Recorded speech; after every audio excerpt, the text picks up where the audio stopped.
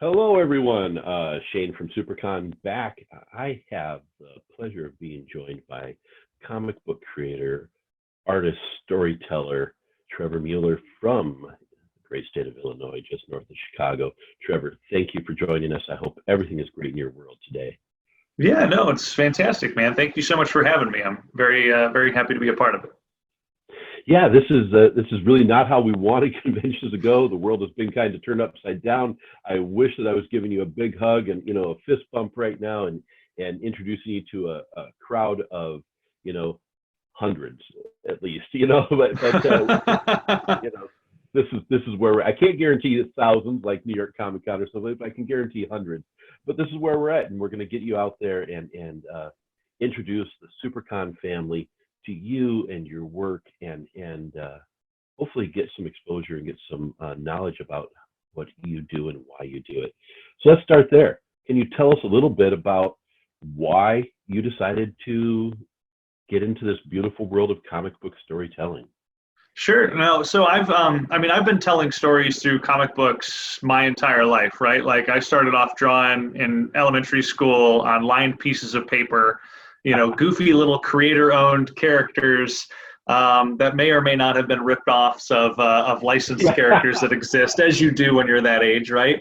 But it's storytelling was just in the blood, right? And that was just the thing that I did. I was sketching in, the homework margins that I did. I got to a point in my math classes where I was actually like telling a story through my math homework, and the teacher started giving me more math homework because she wanted to know what would happen next in the story. Which is always a fun way to, why am I getting more math homework, teacher? Because I want to know how it ends, she would say, right? And so I would just constantly have this need and this drive. And I loved the marriage between words and pictures and the way that those work together to kind of tell the story in such a unique way that only comic books can. And that just kind of progressed throughout, college. I took a little bit of a hiatus from storytelling because I was paying to be there. So I was like, maybe I should start paying attention. But some friends of mine, probably 2 years into college, really started to get big into webcomics. And that, was a way for me to reignite my passion for storytelling and sequential art. And it got me into webcomics. And honestly, that's where a lot of my career has kind of started, was producing content for the web, either making it available free or digitally through PDFs, and then utilizing that content and self-publishing it into either single issues or graphic novels. And so professionally, I've probably been doing this since about 2009. And I learned a lot of things that, the hard way, because I didn't have anyone to kind of help mentor me around how do you take this thing that's on the web and turn it into this thing that I can hold in my hands. And really a lot of the conventions that I go to, a lot of the library workshops that I host, a lot of the school appearances that I have are about trying to help aspiring creators figure out how to take that story in their head and translate it into a book that they can hold in their hands. And so that's kind of the underlying passion of where I am now, and then also trying to tell the stories that will not stop circulating through my head. The only way that I can get my brain to rest is by actually making the story and putting it out into the world. That's beautiful. You talked about those notebook lined stories, right? That seems to be this common theme of creative people, and I love that you brought it. May or may not have been ripoffs. I actually created a strip called Cashews. So, I wasn't influenced by Charles Schultz at all. It's an offshoot of Peanuts. Right. These aren't peanuts. These are cashews. They're much richer and more expensive. So it tastes better too, right? Right. So this creative gene that I think that some people just inherently have, they're born with, they have this need. You talked about the need to get the stories out. How do you cultivate that? How do you take that from, okay, I want to this is now what I do? A question that I get a lot, around creation is, how do I know what story do I need to tell? Or how do I know, what idea, how do I get my ideas and those types of pieces? And for me, ideas have never really been a challenge. Like, I'm often inspired by the world that I experience and see around me. Sure.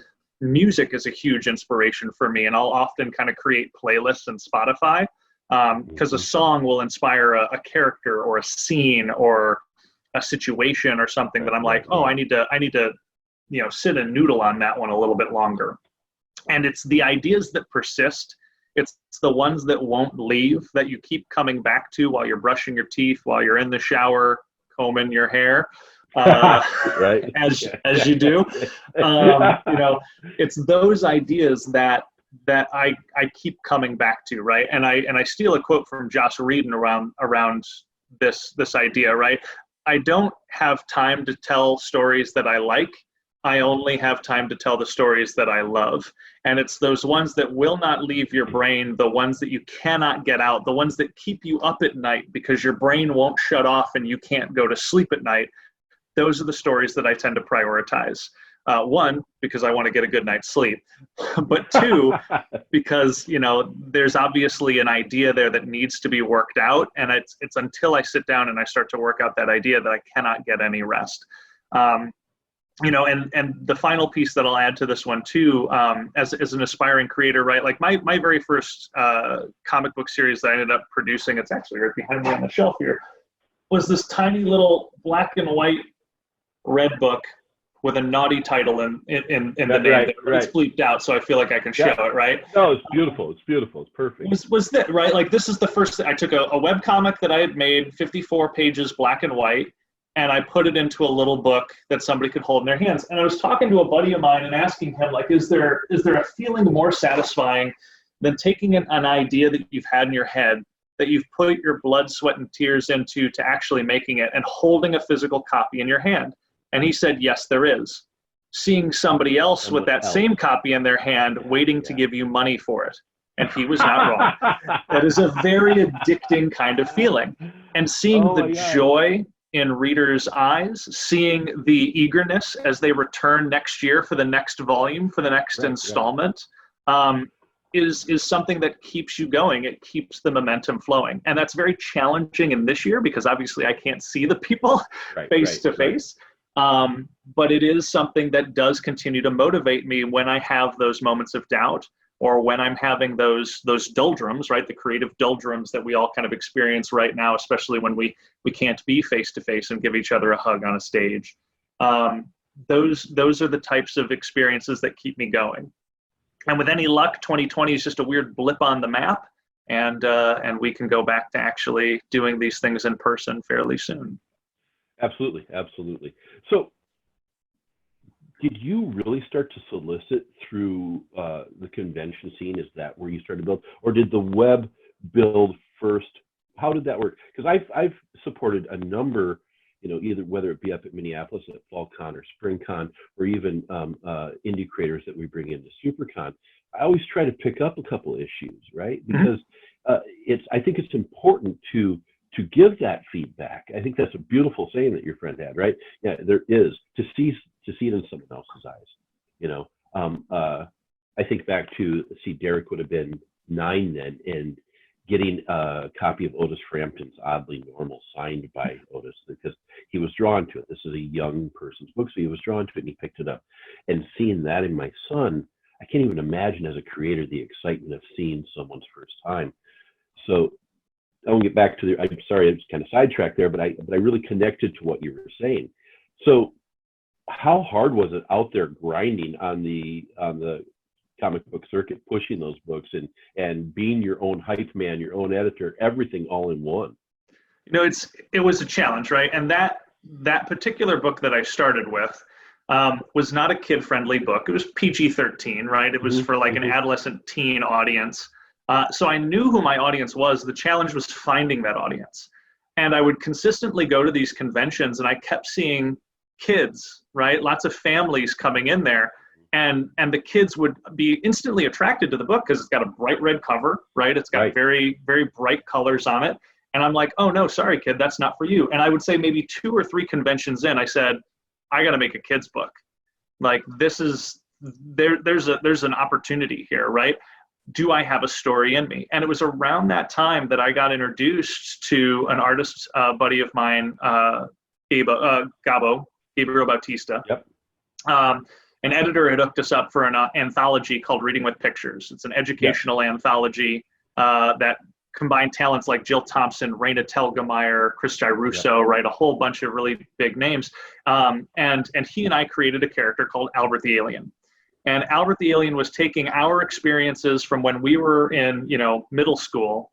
Albert's a 7th grade student, and essentially saying, we felt like aliens when we were in school. We were into nerdy things at a time when nerdy things weren't popular or cool. We were ostracized by our peers all the time. Gabe was not a native English speaker when he was growing up in school, so that was working against him. So we created a character that was the first foreign exchange student from another planet. And we essentially said, can we turn this into a fun adventure series that kids can relate to and kids can enjoy? Because I think everyone can kind of relate to having felt like an alien at some point in their lives, right? Right. Can we take ordinary things that kids see every day and turn them into weird and wacky adventures?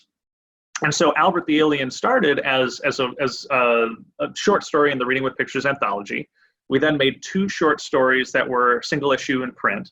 And then I was like, Gabe, would you like to spend the next 6 years of your life making a webcomic with me and committing all of our time to and energy to making this book? And we produced over about 6 years, 800 pages, 4 graphic novels that we funded on Kickstarter. We got nominated for 2 Harvey Awards. Yeah. And to my earlier point that we made, we connected with fans and produced a product that kids coming to conventions just did not have an opportunity to get anywhere else. Right? Because a lot of the big publishers had pushed back on a lot of their young readers' material. And when you go to conventions, typically the indie creators are making things that are either PG-13 or that are R-rated, they're mature rated. And there's just not a lot of content out there for the kids. So the kids really appreciated it. And we got these really loyal fans that kept coming back to the table year after year after year. And when they found out that we finished the series in volume 4, kids were crying, right? Like, they were so sad because they connected with these characters and they resonated with these characters in such a primal way. And as a creator, like, 1, yes, it breaks my heart, but I'm like, 2, like, guys, I'm working on something new and you're going to love that just as much, right? Right. So Albert was such a huge part of the last 6 years and a big part of the career that I had. You can see a copy of it behind me on the bookshelf. But we loved that character, we loved that kid, and we recognized an opportunity. We had a story in us that we wanted to tell, and Gabe and I are, let's be honest, the Toys R Us kid theme song, that was written for us. Like, I don't want to grow up. I'm a Toys R Us kid. I still watch cartoons, and this was us channeling our love of Saturday morning cartoons into a book. Like, if I could package that feeling of running downstairs in your pajamas and eating a bowl of sugary cereal while you're binge watching hours of television before binge watching was even a term, that's Albert the Alien. Yeah, and so there's that child inside of us, right, that we hold on to. And when you can touch that, when it really resonates, when it really clicks, it transforms us. At its best, stories transform us to a place and time. They take away some of the stressors, internal or external, that we face on a daily basis. And I love that you took this alienated, pun intended, alienated character and gave a voice to kids that are alienated, kids that do feel like they're outcast. It's a recurring theme in children's literature. Mm-hmm. But there's always my personal spin on it, right? This is my story, my experience with it. How much of, you kind of touched on it a little bit there, Trevor, but how much of your life is in the story? So much of it. I grew up in a tiny little town in Michigan. And each of the characters in Albert are basically elements of my personality. Right? Okay. Like, Albert is the part of me that's curious, that wants to explore the world and see things. His best friend and homestay sister, Gertie Grayson, is a leader, right? Like, she stands up for her friends. She makes sure that everyone's okay. There's a character in there that tries to document all of the adventures that Albert does. And that's my want and desire to kind of share my experiences with the world through storytelling. There's an artsy character in there named Draven Darkmoon, and he's into like music and art and painting and all this stuff. And I'm like, that's my expression. That's me wanting to express myself. And even the bully, the antagonistic character in there, right? Wally McNally. He's the bad guy in the story, if you will. That's the part of me that tends to be selfish, right? Like, so Sure. all elements of my personality and stuff kind of come out within there. And then Gabe, because when I come up with characters, I don't normally describe them physically. I usually like to let the artist play and come up with what they look like. And Gabe put all of his heart and soul into kind of designing these characters. I mean, Albert the alien was described in one sentence: a 7th grade student from another planet. Wow. Because there's That's a it. very unique look. Because you would think that you would describe this conical head, this, but no, that's because there's a very unique look to Albert. So that came from that sentence. Let's go down that pathway, the collaborative joining between artist and writer. Mm-hmm. So it sounds like you're not a directive. You just present the story for interpretation, or what's the process like? Walk me through that. Yeah, I mean, it varies artist to artist, right? Like, everyone likes to work a little bit differently. So Gabe likes to kind of create and design things himself. And so I tend to give him less direction when it comes to characters, unless there's something specific that I need them to have, right? If I need a character to have like a 3rd arm or something as a part of the story, like, I'll tell him that. But most of the time I just sit there and I say, have fun with it, man. Like, I always open up a relationship with an artist saying, what do you love to draw and what do you not love to draw? And Gabe was like, I love to draw aliens and robots. And I'm like, we need to find a way to take this story that's based on Earth and put as many aliens and robots in there as we possibly can. And it got to the point to where, like, in volume 2, it's called The Substitute Teachers from Planet X. And it's about Albert coming into school, and the teachers all mysteriously called in sick, and they've been replaced by robot substitute teachers. So I was like, as many robots as you want to draw, man, like, we're going to throw that in there. And so with Gabe, the thing, though, that he told me that he doesn't love to draw is he doesn't love to draw page layouts. Like, page layouts are a delay in his process, right? Like, he will sit there and he will work it and rework it, and he will just go down a rabbit hole that he can't come out of. And so if he wants to get that momentum going and maintain the schedule that's needed for a webcomic series, he wanted some help with the layouts. And so I will describe the layouts usually in my scripts to kind of help him with that. Because I was doing that for so long, when I started to work with other artists, that kind of became my default. Okay. And I have had a couple of artists say, dude, I don't want you to describe the layout to me. Like, I like that part of the process. I want to play with the way that this story is going to unfold. They want more of a little bit more slack on the leash, if you will, when it comes to that. And so I always kind of open up each of my scripts with a paragraph, right? Whenever I'll include any kind of layouts or direction or anything like that. And it's a note from me to the artist that says, what I've put here on this script is a vision that I have in my head. But this is a collaborative process. Comics is a collaborative medium. It takes 2 of us to tell this story, more if we're including, additional people coloring and lettering and all those pieces. And I want to tell the best story possible. So if you have a suggestion for how we can make this better, do it. Like, let's play with it. Let's have a discussion about it. Let's work together to make the best story that we can. And that's how every single one, I'm paraphrasing, but that's how every single one of my scripts opens. Sure. Because I see it as a full collaboration. I see it as a partnership. And if I'm writing things that the artist is passionate about drawing, they're going to put more heart into it, more time, more effort, more passion into it. And the story is going to be that much better. It's not me sitting there saying, I want to do a superhero story. And somebody's like, well, I only like to draw robots. Well, there are no robots in this story, but you're going to draw this anyway. Like, they're not going to care about that project, right? I would rather find a project that they are passionate about. I found an artist on Twitter who'd never worked on comics before, but she had these gorgeous illustrations of these cute little witch kids running around in the woods. And I was like, what kind of stuff do you like to draw? She's like, clearly I love to draw witches. And I pitched her this story idea that we're in the process of making. We self-published the first issue, and it's called The Witches of Eastwick Boulevard. And it's about very cool. 2 sisters that are growing up in a small town called Danvers, Massachusetts, who one day get magical powers and they think, hey, let's go be superheroes because that's a thing.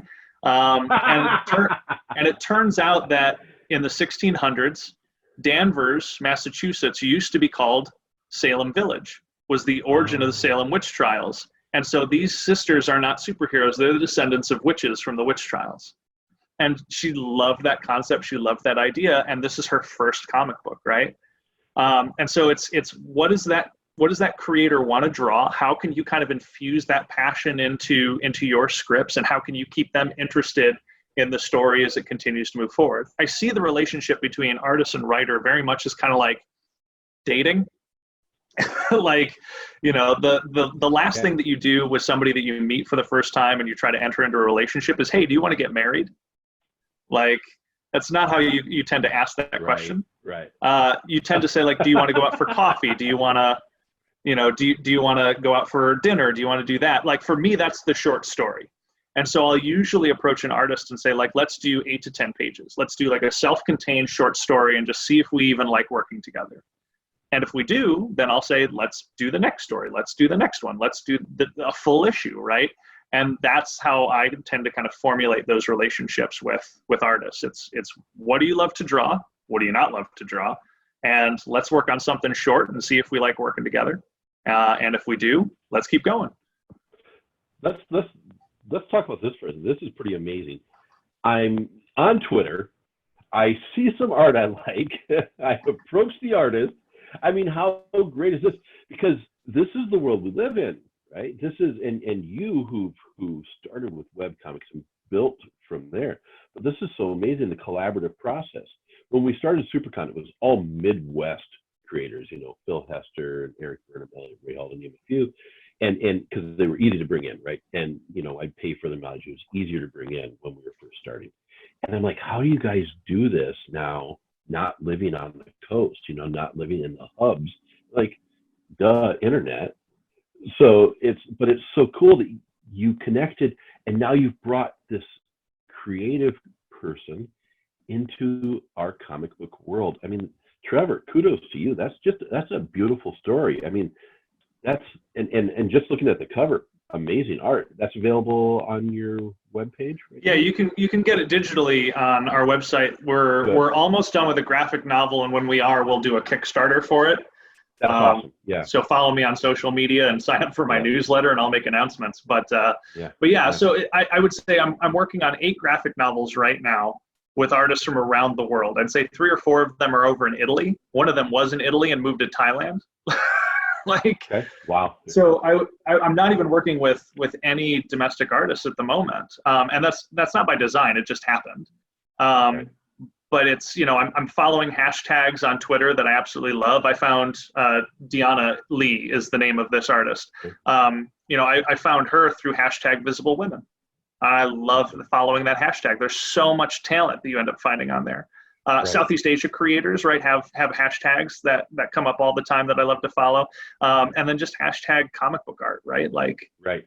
It's very easy to kind of find artists that way. I was actually DMing with 3 new artists last night, trying to just kind of, you know, start that relationship process and understand, like, what do you love to draw? What do you not love to draw? Because as you follow creators in the industry, as you follow editors and stuff, they'll often like kind of put out solicitations and say, hey, I'm looking at portfolios right now for a project, post stuff to me. And I love it when that happens, because then you get to see all of this artwork come in and all these links to portfolios. And that's where I'll sit there, and if something catches my eye, I'll usually reach out and say, like, hey, I kind of loved this. Like, what's your availability look like? What's your price look like? All those things. And as an indie creator, I mean, I have a budget, right? Like, that becomes a limiting factor that's there. And there are a lot of very top tier talent out there that have worked for Marvel or Boom that are just looking for like their next project that I can't afford. And in those instances, unfortunately, you just have to sit there and say, look, you know, you're totally worth that. Unfortunately, it's a little outside of my budget, but let's definitely keep in touch. And they get it. Like, they totally understand. Absolutely they do. Yeah, yeah. So Kickstarter, Indiegogo,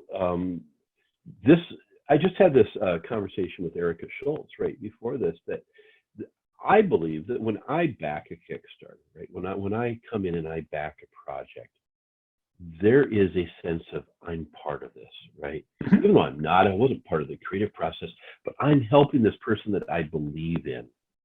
I'm helping this project that I see potential in get out there to others. And I'm going to get on social media. I'm going to get on Twitter. I'm going to get on pages on Facebook or wherever. And I'm going to go, hey, back this. You should totally get into this because this is special. There's a sense of community, right?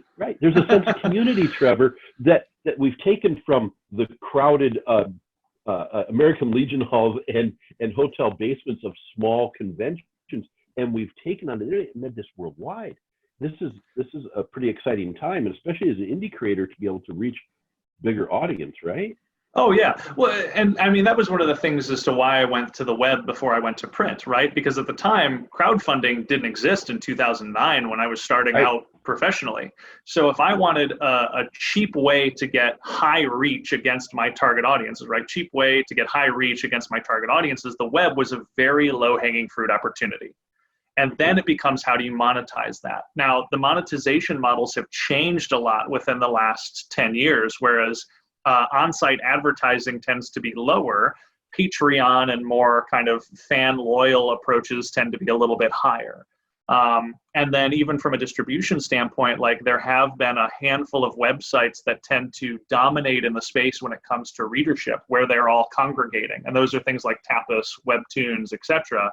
So individual websites become a little bit harder to flow to the top, where people are looking to discover new webcomic sites, unless you can get on some kind of community and do a bunch of link shares.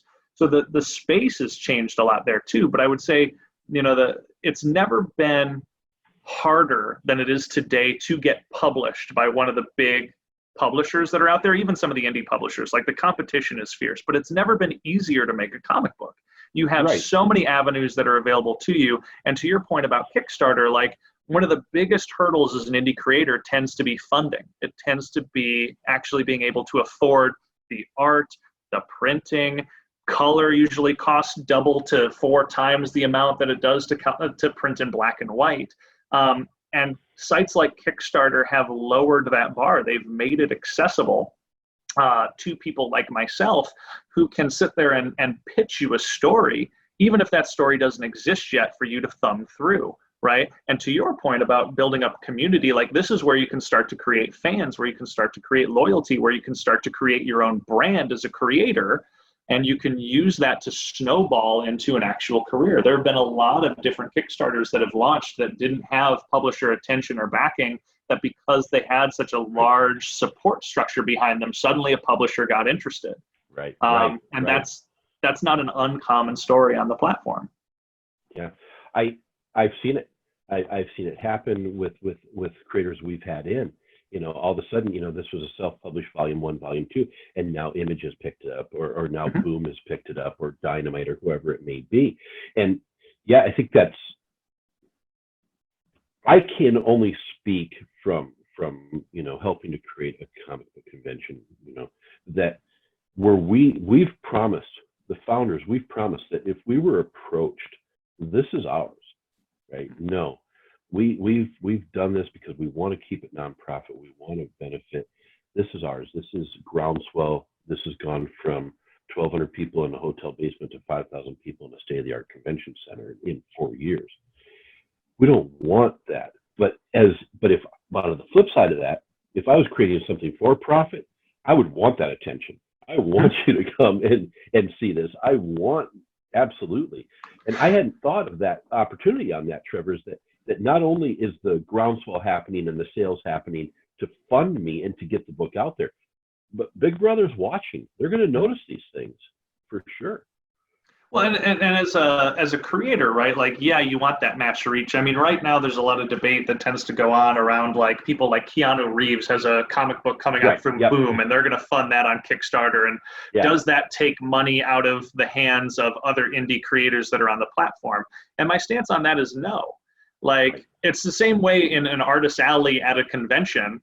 Does my booth next to your booth mean that we are in competition with each other? And the answer there is no. Like, we're not in competition, because we have different target audiences, we have different products. Even if we're both trying to sell a comic book, like, my comic book is for kids. Is your comic book for kids? Is your comic book for kids that feel like an alien? Like, like, it's a very different approach. And so the community of comic book creators, I would say, by and large, tends to be a very supportive one, because we recognize that, yes, we're there to try to get the hard-earned dollars of the people that are attending the convention, right? But it's not like everyone that walks in that door is going to be somebody who's interested in my product. And I'm okay with that. And usually what I'll do around Artist Alley is I'll like to find what are some of the other things that are out there that catch my eye that I'm interested in. And when people come to me and they're looking at my stuff and they're like, no, thank you, I'm not interested. Well, cool. What kind of stuff do you like? And they'll be like, oh, I like giant robot battles. You know what? booth B6 down at the end of the aisle has a big robot book. You should go check it out, right? And that way you're able to kind of pass the buck a little bit and get them interested into that passion base that they are looking for and make that search a little bit easier. And at the same time, you're kind of helping out your fellow creator, which is also not a bad thing. Well, no, it isn't at all. We got, so year 2, I was going around and I remember asking one of the people, how's sales this year? And they said, oh, not as good as last year. And I'm looking around, I'm going, but we have double the people. And then it went 3, 2, 1. We also have double the vendors, right? So we'd expanded Artist Alley, we'd expanded vendors. So they were still doing great, but there was less because there was more choices, right? So, but they weren't upset about it. It was just a fact. And it took me a second going, well, wait, 1 and 1 don't equal 2 here. What do you mean you've got less when there's more people? Yeah, well, it's the same thing as going to New York Comic Con, right? New York Comic Con's got 200,000 plus people there on a 4-day weekend. And you could be a person who's in Artist Alley that makes, money hand over fist. You can be a person in Artist Alley that doesn't make any dollars. It depends on how you've kind of presented yourself and how active you are in engaging customers. Right. Typically the people that are not making a lot of money are the ones that are sitting there at their table, not looking people in the eye, not smiling, not engaging. The people who are making more money are more active, more engaged, more inviting to the people that are out there, right? And I do panels at conventions all the time that talk about like tabling at conventions. What is it like to be on that other side of the table? And how can you make that fun and profitable at an event? And there are techniques that kind of exist there that do help with that, regardless of what you have on your table, regardless of how many displays or banners or flashy lights that you potentially have, because a lot of that stuff just tends to be obnoxious to your table neighbors. But, I sat there in New York Comic Con with a sign that just said, like, can I tell you about my comics? And I did fine. Yeah. And so, I want to talk about a story of yours that I just fell in love with, the fan. Oh, okay. What? So I don't want to say you're bipolar, Trevor, but if we go from Albert the Alien to the fan, what a difference! What a cool story, though. I mean, I read this story and I'm like, oh, I want to see this on the screen. This is a pretty cool story. Where did this come from? Yes. Yeah. Where did this one come from, Trevor?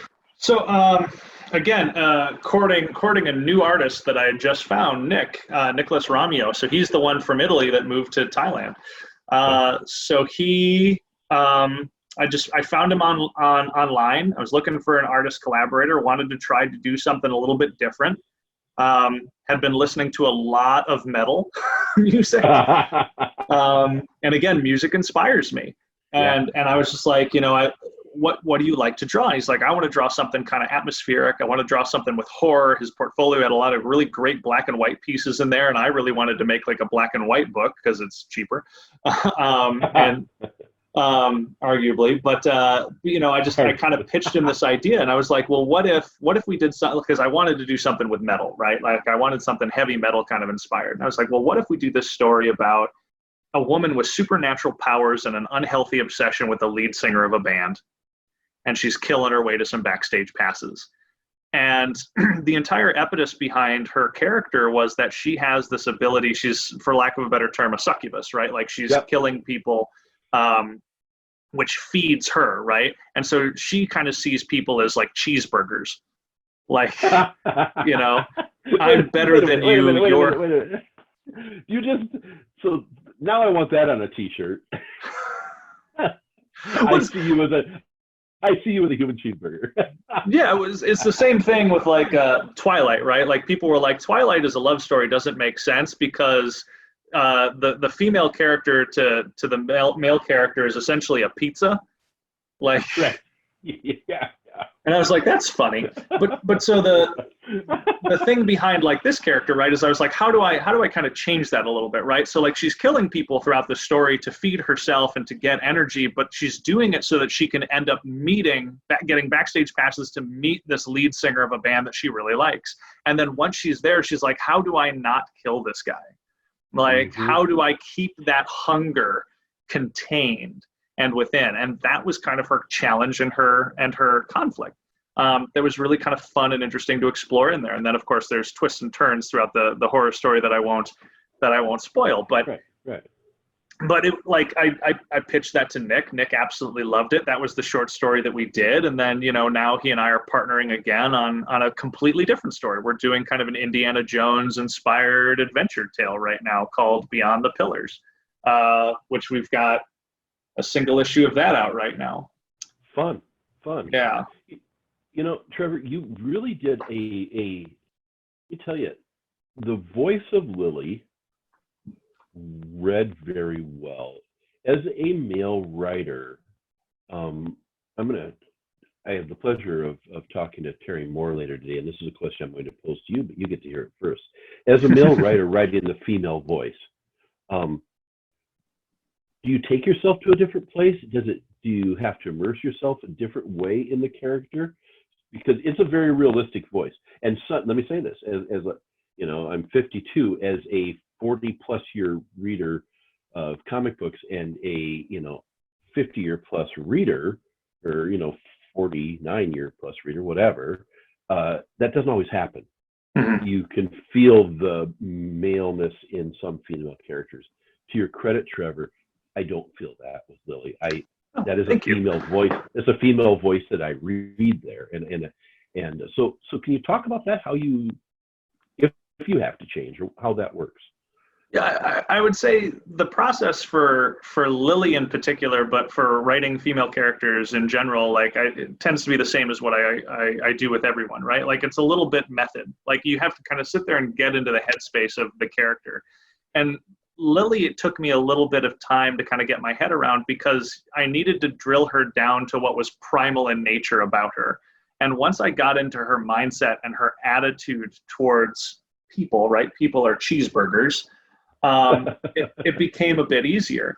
And I started to flesh out her life. And I have the pleasure of having very strong female role models in my life. Okay. My mother, single mother, who was a teacher for middle school, right? I've got a handful of friends that tend to inspire characters like Lily, who are very strong, outspoken. I'll go so far as to call them blunt. And I really get attracted to that type of voice and that type of approach with a lot of those characters. So my female characters tend to be very direct and very strong.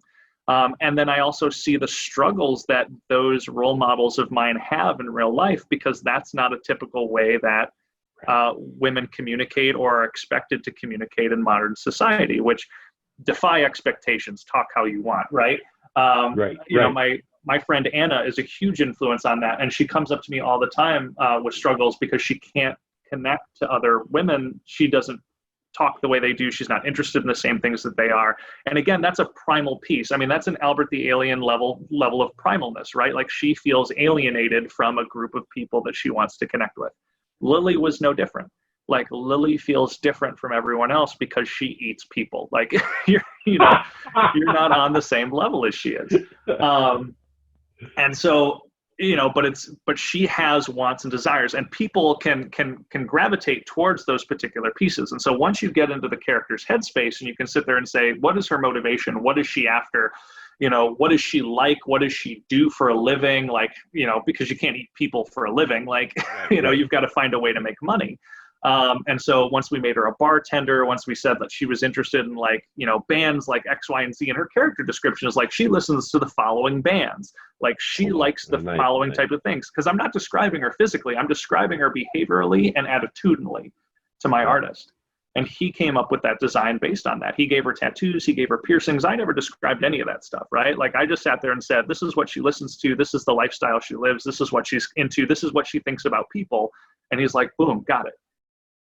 And again, amazing. That's pretty amazing.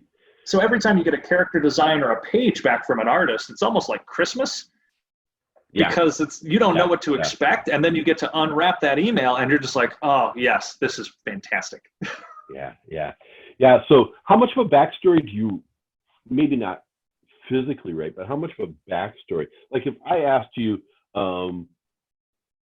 what was Lily's defining moment of fourth grade? Like, how deep do you go? I mean, and that's just an off the cuff. But how deep do you go into your characters? Because I've had writers tell me, I know everything about this character to the point of where I'm telling their story, and I know everything that happens after the story I tell. I would say that for a short story like The Fan, because that was only like 10-ish pages. Yeah. Less, right? Like, she gets like a paragraph of kind of backstory. So what happened to her in fourth grade is less important to kind of where she is today. For stories like Albert the Alien, I've got 50 pages of character and world building Bible, because That's awesome. Made 800 pages of that book over over 6 years. And some of it is stuff that I kind of knew at the beginning and wrote down. Some of it's stuff that I had in my head that just eventually made it into that document. And some of it's stuff that we created as we told the stories. And I was like, oh, I've got to sit there and lift that and put that into the World Bible. And so it varies based on the project, based on the process, based on the creator, as to how detailed I get. Deanna on Witches of Eastwick Boulevard wanted more detail than less. And so even though, we started off on that one as just a single issue, and now it's kind of expanded into like a 5-issue miniseries that might or might not have sequels. We'll see when it's done. But so like for her, like I sat there and I was like, I have to explain how a magic system works. I have to explain the history of witches, both real and in our fictional world. I have to explain, about magical creatures within this world. I have to explain like the history of Danvers, not only in terms of like the real town, but more so like the fictional town that we're kind of creating, where these characters can run around. Are there other witches there? How many witches actually got hurt in the Salem witch trials? Did all the witches get found? So it's a lot of stuff like this. And I mean, a major motivation for me when it comes to writing world Bibles and strong female characters is I have 2 daughters at home, right? And, my oldest is turning 4 this month. My youngest is 2. They're not in a place to be reading comic books just yet. Right. Although my oldest daughter does enjoy some Tiny Titans, I will admit. Good. Awesome. Yeah. That's where my boy started. Yep. Tiny Titans. But I want a story with characters that they can look up to, right? I want a story with strong female characters that they can look up to, that they can identify with, and that they can read. So a lot of the stories that I tend to write tend to feature strong female characters. Like Gertie Grayson is very much second billing in Albert the Alien, and she is that strong kind of leadership role character. And I think I get a lot of that probably from my mother, right? Like, because my mom was that strong female role model in my life who had to, single-handedly raise two sons who were definitely a handful. Nice. And then simultaneously she had a full-time job where she was managing 20 to 30 students in a class, because she was a middle school teacher. Yeah, in middle school, fun, right? Yeah. Because there's no changes happening there. No, none. Has fatherhood changed the way you write? Yes and no. I mean, I did a story back in the day, Los Ojos, Spanish for the eyes. It's about a contract killer born with an ability when he looks people in the eyes, he doesn't see them as human, he sees them as angels or demons. And we had originally pitched that as a single issue story. And we're now working on a sequel because I am a father. Because the entire point behind the sequel of that story is, what is it like to be a professional, to be good at something, in his case, killing bad guys, and also try to balance the family life, the home life at home, the sleepless nights, the unrequited dinners, the craziness and insanity that tends to go around because they're just bundles of energy running around when you need like the calm and collectiveness to plan your next, move or whatever else is going on there. And that was just a fun place to kind of explore. So I would say, 1, it's influencing story, like it is in that particular instance. And then 2, it's influencing projects that I do, because I want more female-centric kind of main characters. I want kind of those stronger base characters in there so that my girls eventually have something to read, and again, characters to look up to, and trying to keep that, PG, PG-13 kind of mindset when it comes to the content that I'm creating. And out of the 8 graphic novels, I'd say 2 or 3 of them are in the mature readers range, because I do want to just flex those muscles and see how it goes. But the passion tends to be more so in that more accessible younger reader content. Well, there's such a boom right now, right? In that, and so yourself, Cami Garcia, Shay Fontana, Kazoo, Judd, Erica's doing younger now with her new book. So I'm very blessed, and maybe this was subconsciously my part with a 12-year-old who's absorbs YA comic books and YA literature. So maybe I set out and got y'all for him. I don't know. This is really weird. I'm having a thing here. You went Freudian with all your different characters and Albert. All of a sudden I'm having something here. But there's a place for that right now, and I love that because it's generational. Because I can read like Runaways and go, okay, Derek, you need to read this. And he read Hilo and went, Dad, you need to read this. So that sharing of stories, I mean, this is all the time, right? From oral storytelling to written, we've shared stories. And the intimacy of being able to share in your own family, right? Like Trevor, I got like hair set on end here. I mean, there's power in that, and there's beauty in that. Well, the other thing too that appeals to me about more YA kind of fiction is, you can put the same content in there that you would put into a mature reader's book, you just don't show it. And honestly, when you have like a horror book, let's say as an example, right? Yeah. Like not showing the monster makes the monster that much more scary. And you can see that in films like Jaws and Alien and all those, right? Like not showing the monster makes it that much creepier. So having the reader's mind do some of the work for you can make a scene more horrific, can make a scene more traumatic, can make a scene more heroic. Yeah, because it's mine. It's mine, right? It sits here. I'm envisioning, like you're guiding me to a place, but now it's my visceral response to it. It's my emotional and building off of my experience, my love, my laugh, my trauma, all that stuff off panel. And then there's an art to that, isn't there, Trevor? Leaving something intentionally off panel. It's hard. It's but it's at the same time, like, I mean, we wrote a scene early in Los Ojos where there's a really bad guy, and I needed him to do some very violent things. And I was like, do I sit there and describe to you the 9 or so panels it will take for him to do this very violent thing? Or do I just have it happen off panel with a bunch of sound effects and a facial reaction, like, and then suddenly he walks away from carnage. And you're just like, oh, your mind can fill in the gaps around those pieces and honestly make it significantly more horrific than it ever would have been if I had sat there and described 9 panels of him breaking limbs and, doing bad stuff. Sure. So, and the same thing I think applies with the YA stuff. Like, it's like that book, obviously Los Ojos is more so on the mature reader side, but with the YA stuff too, like you can sit there and have moments in those stories that make things better. Like I have a scene in Witches where one of the characters has been bullied, and we don't see the actual bullying happen. We just see the fallout of that being bullied. Yep. And one of the other characters has to comfort them. And it allows the reader to kind of project a little bit their own experiences into that, where it's, I know what it's like. I've experienced those types of things, and it's horrible and it's horrific, and I now empathize with this character. And again, I don't have to sit there and show the scene as to how they got bullied or why they got bullied or anything like that. People just understand bullying happens. It sucks. It's not a good thing. Right. And we absolutely deserve to have empathy and to try to have those situations get resolved. And that's where the reader gets to kind of step in and engage with a comic book in a way that they can't really do with any other media.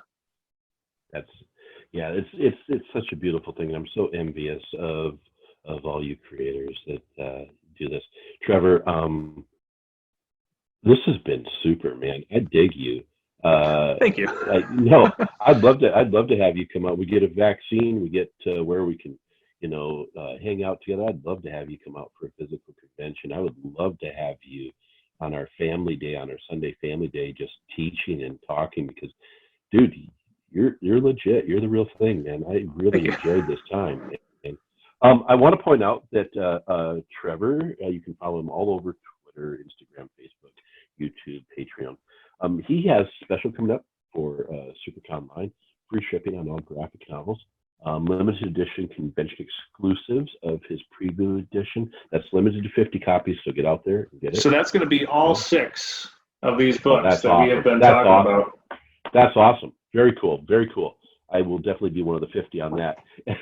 And then limited edition, digital editions of the comics and graphic novels, running that special for SiouxperConline. I really appreciate that. I know it's twofold, right? I get it, but doing something for our fans, especially in a time like this, Trevor, I appreciate that sincerely.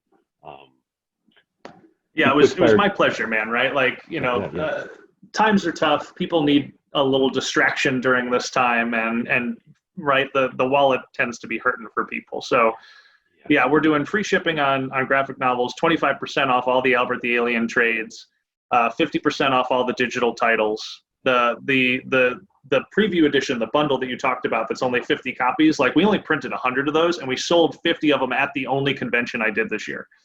It went fast. They're quite good, but they were convention exclusives, and so since we're doing this digitally, I opened them up on my store for this weekend only. Right, like, that's awesome. They are available now. And then the final piece that's on there is the Albert the Alien bundle. Right, there's a bundle pack that you can get on my online store that's $30 off.